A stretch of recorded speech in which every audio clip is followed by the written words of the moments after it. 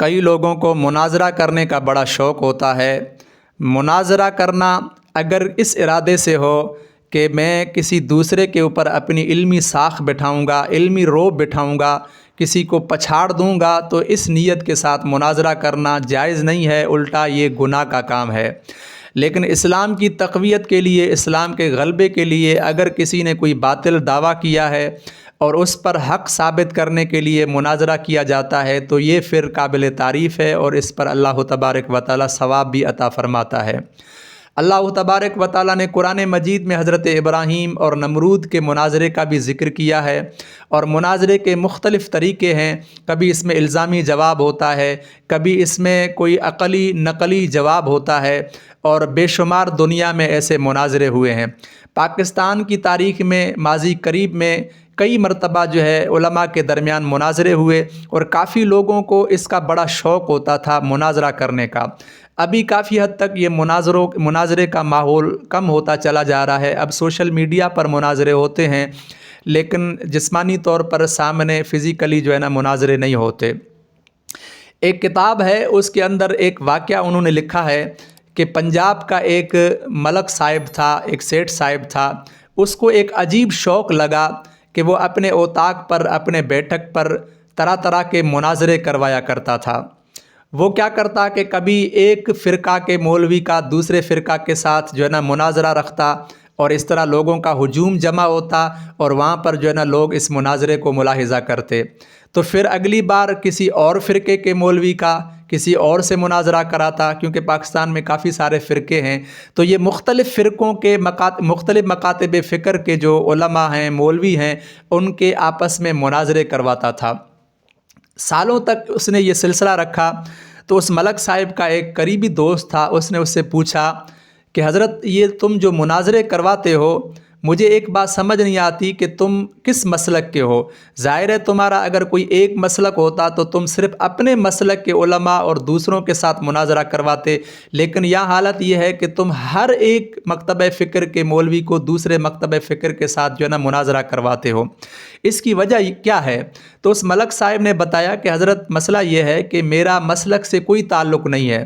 میرا کسی بھی فرقے سے تعلق نہیں ہے، لیکن ایک زمانہ تھا کہ میں نے مرغوں کو لڑایا، مرغوں کو آپس میں لڑایا، اسی طرح میں نے بندروں کو لڑایا، پھر کتوں کو لڑایا، میں نے ریچھوں کی لڑائی کرائی، میں نے بہت سارے اس طرح کے جانوروں کو آپس میں لڑایا اکھاڑے میں، اور لوگوں کو کشتی بھی کھلوائی اور اسی طرح کشتی بھی کروائی۔ لیکن کہتا ہے کہ جو مزہ مولویوں کو لڑانے میں ہے، جس طرح مناظرہ کرتے ہیں، آپس میں لڑتے ہیں، جو مزہ مولویوں کے اس انداز میں ہے، جو شغل ہے، جو ہجوم ہے، جو مزہ آتا ہے، وہ اس طرح جانوروں کو آپس میں لڑانے میں نہیں آتا۔ اب دیکھیں اس واقعے سے آپ اندازہ لگائیں کہ کہیں ایسا تو نہیں کہ ہم خود کو مناظر اسلام سمجھتے ہوئے میدان میں اترتے ہیں، اپنا رعب بٹھانے کے لیے مناظرہ کرتے ہیں کہ لوگ ہمیں مناظر اسلام کہیں، لوگ ہمیں طرح طرح کے القاب دیں، اور دوسری طرف سے وہ عوام، وہ لوگ ہمارے ان مناظروں کو شغل میلہ سمجھتے ہوں، وہ صرف ان سے مزہ لیتے ہوں۔ کہیں ایسا تو نہیں ہے کہ لوگ ہمیں آپس میں لڑاتے ہوں، اس طرح میدان سجا کر ہمیں جس طرح اکھاڑے میں وہ پہلوانوں کو چھوڑا جاتا ہے، کہیں ایسا تو نہیں ہے کہ لوگ اس طرح میدان بنا کر ہمارے آپس میں مناظرے کرتے ہوں اور ہم آپس میں لڑ رہے ہوں، اور دوسرے اس کو شغل سمجھتے ہوئے مزہ لے رہے ہوں۔ تو تمام علماء سے، مولویان حضرات سے یہ گزارش ہے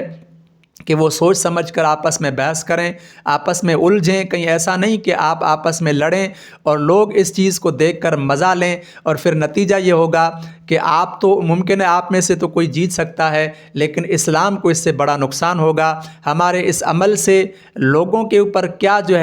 اثر ہوگا، لوگ اس سے کیا نتیجہ نکالیں گے، ممکن ہے کوئی برا نتیجہ نکل سکتا ہے، جس طرح وہ ملک صاحب نے کیا اور لوگ اس ہجوم کے لیے تالیاں بجانے کے لیے وہاں پر جمع ہوتے تھے، ایسا ممکن ہے کہیں اس طرح ہو۔ تو بے شک آپ کا دوسرے فرقے سے اگر اختلاف ہے